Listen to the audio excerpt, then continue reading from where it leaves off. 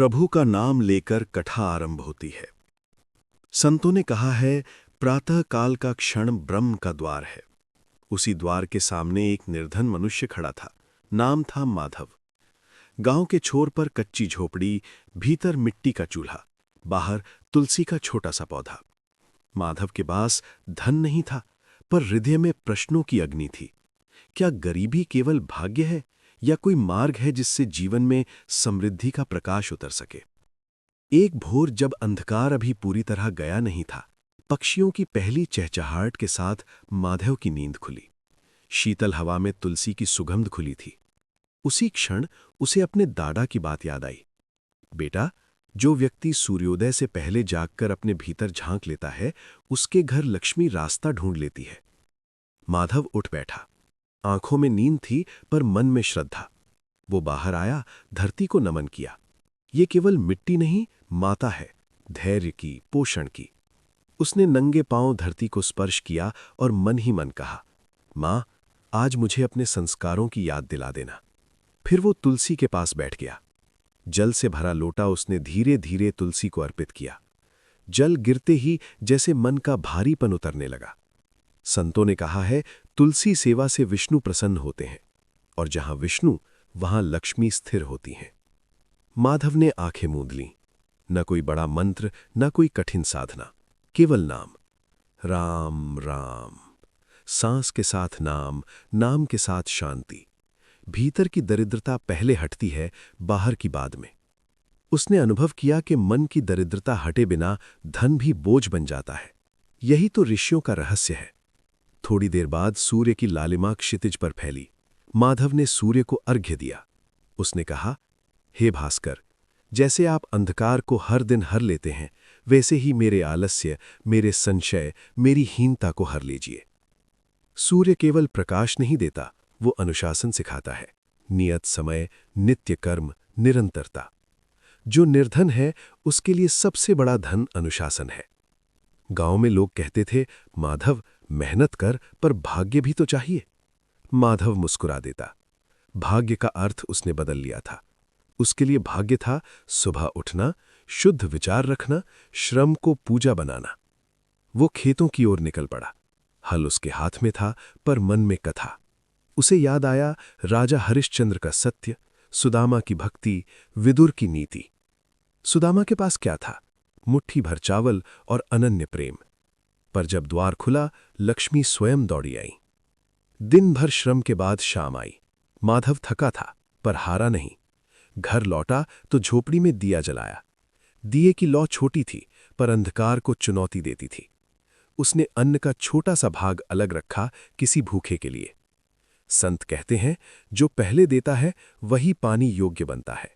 देने से धन घटता नहीं, पात्रता बढ़ती है। रात को उसने अपने मन से प्रश्न किया, क्या केवल इन कर्मों से धन आएगा? भीतर से उत्तर आया, धन पहले दृष्टि में आता है। जब दृष्टि बदलती है, तब मार्ग खुलते हैं। अगली सुबह वही क्रम, वही श्रद्धा। दिन बीतते गए, माधव के हाथों में कौशल आया। उसके व्यवहार में मधुरता आई। लोग उसे काम देने लगे। भरोसा धन से बड़ा होता है। एक दिन गांव में कथा आई। संत ने कहा, जो निर्धन है वो सुबह उठकर 3 काम अवश्य करे। धरती को नमन, नाम का स्मरण और श्रम को सेवा माने। माधव के नेत्र भर आए। उसे लगा जैसे उसका जीवन ही उपदेश बन गया हो। प्रभु की कृपा से कथा आगे बढ़ती है। माधव के जीवन में परिवर्तन अब भीतर से बाहर की ओर बहने लगा था। सुबह का अनुशासन उसकी रीढ़ बन चुका था। एक दिन उसने निश्चय किया, आज से मैं अपने श्रम का पहला फल प्रभु को अर्पित करूंगा। उसने खेत की पहली फसल का अंश निकाला, उसे मंदिर में दिया। संतों ने कहा है, पहला फल अर्पित करने वाला व्यक्ति अभाव से मुक्त हो जाता है, क्योंकि उसका अहंकार गल जाता है। उसी दिन गांव में एक यात्री आया। उसके पास अनुभव था, दृष्टि थी। उसने माधव के खेत देखे और कहा, तुम्हारे हाथों में ईमानदारी है, क्या तुम मेरे साथ मिलकर काम करोगे? माधव ने बिना लोभ के हामी भरी। सहयोग से समृद्धि जन्म लेती है, ये भी शास्त्र का वचन है। अकेला व्यक्ति सीमित है, संग से शक्ति बढ़ती है। माधव ने एक और नियम जोड़ा, प्रातःकाल मौन का क्षण। 5 श्वास भीतर, 5 बाहर, और मन में कृतज्ञता। जो है उसके लिए धन्यवाद। कृतज्ञता लक्ष्मी का आसन है। जहां शिकायत है वहां समृद्धि टिकते नहीं। उसने देखा उसके मन में भय कम हुआ, निर्णय स्पष्ट हुए। एक संध्या वो तुलसी के पास बैठा था। हवा में घंटियों की ध्वनि थी। उसे लगा जैसे भीतर कोई कह रहा हो, धन का अर्थ केवल स्वर्ण नहीं, संतुलन है। माधव समझ गया, यदि धन आए और धर्म न रहे तो वह दरिद्रता से भी बड़ा दुख है। उसने संकल्प लिया, जो भी आएगा उसका अंश सेवा में जाएगा। समय ने करवट ली, काम बढ़ा, आय स्थिर हुई। झोंपड़ी पक्के घर में बदली, पर तुलसी वहीं रही। माधव ने बच्चों को विद्या दी, पत्नी को सम्मान। घर में शांति आई। लक्ष्मी आई, पर सरस्वती और शांति के साथ। यही तो पूर्ण समृद्धि है।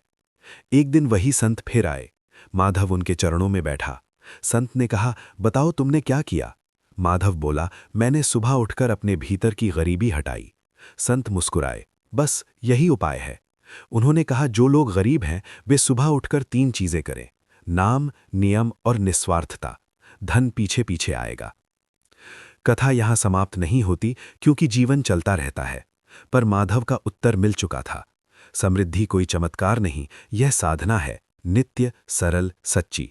जो इसे अपनाए उसके आंगन में प्रभु स्वयं रास्ता बनाते हैं। कथा का दीप यहीं स्थिर होता है। जो समझ सका उसके लिए यह कथा साधना बन जाए। प्रभु आप सभी के जीवन में संतुलन, श्रद्धा और समृद्धि का वास करें।